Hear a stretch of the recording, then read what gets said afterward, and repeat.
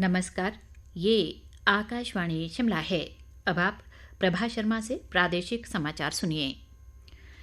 प्रधानमंत्री नरेंद्र मोदी ने आकांक्षी जिला कार्यक्रम की सफलता की सराहना करते हुए इसे ब्लॉक व शहर स्तर तक बढ़ाने की ज़रूरत बताई है।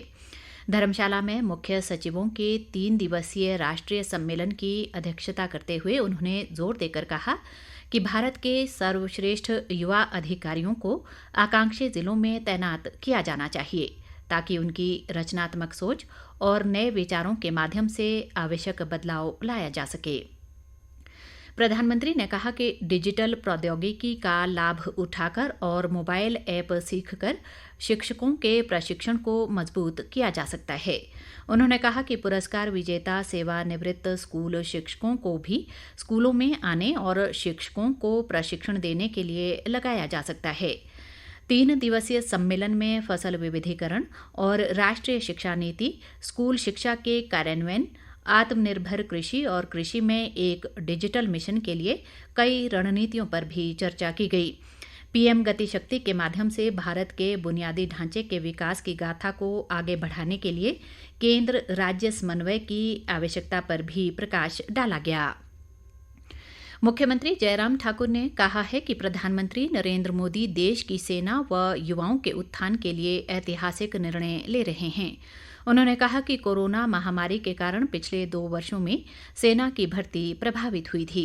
इसको देखते हुए प्रधानमंत्री ने अग्निपथ योजना की शुरुआत की है। जयराम ठाकुर ने कहा कि अग्निपथ योजना से देश के नौजवानों की सेना में जाने की इच्छा पूरी होगी। चंबा जिला के 2 दिवसीय दौरे के दौरान आज बनीखेत में पत्रकारों से बातचीत में मुख्यमंत्री ने इस मुद्दे पर विपक्ष को अनावश्यक रूप से राजनीति नहीं करने की सलाह दी। उन्होंने कहा कि राजनीतिक दल इस योजना को लेकर माहौल खराब करने की कोशिश कर रहे हैं। जयराम ठाकुर ने कहा कि अग्निपथ योजना में युवाओं को जहां 4 साल के बाद ग्रेच्युटी का लाभ मिलेगा, वहीं अलग अलग विभागों में रोजगार के अवसर भी मिलेंगे। इस बीच ग्रामीण विकास व पंचायती राज मंत्री वीरेंद्र कंवर ने अग्निपथ योजना का समर्थन करते हुए कहा है कि विपक्षी दल इस निर्णय पर देश के युवाओं को भ्रमित करने का प्रयास कर रहे हैं। खाद्य आपूर्ति मंत्री राजेंद्र गर्ग ने कहा है कि घुमारवीं विधानसभा क्षेत्र में कम वोल्टेज की समस्या को दूर करने के लिए 7 करोड़ 53 लाख रुपए की लागत से 72 नए ट्रांसफार्मर स्थापित किए गए हैं। घुमारवीं के सनौर गांव में आज जनसमस्याएं सुनने के बाद एक जनसभा को संबोधित करते हुए उन्होंने कहा कि 11 करोड़ 87 लाख रुपए की लागत से नई एचटी व एलटी विद्युत लाइनों की स्थापना की गई है, जबकि 3 करोड़ 27 लाख रुपए की लागत से लकड़ी के खंभों को बदलकर स्टील के पोल लगाए गए। स्वास्थ्य मंत्री राजीव सैजल ने सोलन जिले की चामत भड़ेच पंचायत में कल 68 लाख रुपए की परियोजनाओं के लोकार्पण व शिलान्यास किए। बाद में एक जनसभा में उन्होंने कहा कि हिमकेयर योजना प्रदेश के गरीब लोगों के लिए वरदान साबित हुई है। सैजल ने कहा कि राज्य सरकार ने प्रदेश के लोगों को बेहतर स्वास्थ्य सुविधाएं देने के लिए 1750 से अधिक डॉक्टरों की भर्ती की है और 144 डॉक्टरों की भर्ती प्रक्रिया अंतिम चरण में है।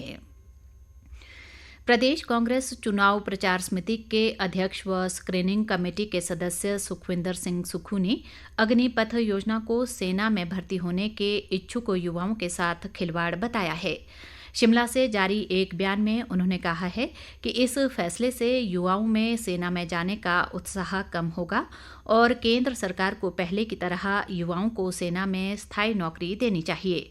सुखविंदर सुक्खू ने कहा कि सरकार के इस निर्णय से युवाओं में भारी रोष है, जिसे देखते हुए केंद्र सरकार को अपना निर्णय तुरंत वापस लेना चाहिए।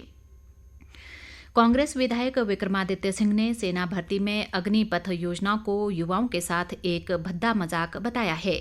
आज शिमला में एक पत्रकार वार्ता को संबोधित करते हुए उन्होंने कहा कि सेना में भर्ती को रोजगार से नहीं बल्कि देशभक्ति से देखा जाना चाहिए और इस पर किसी प्रकार की राजनीति नहीं होनी चाहिए।